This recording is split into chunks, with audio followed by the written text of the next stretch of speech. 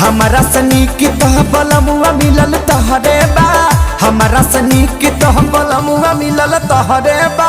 रंग के लगाई भतार सखी बहरे बा, रंग के लगाई भतार सखी बहरे बा।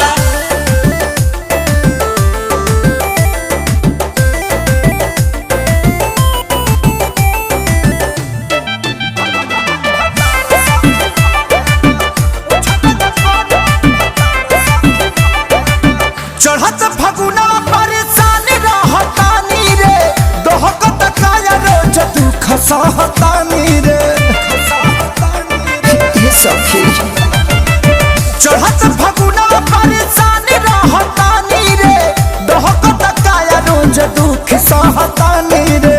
खाना खुराक त घोटात नइख जहरे बा, खाना खुराक त घोटात नइख जहरे बा।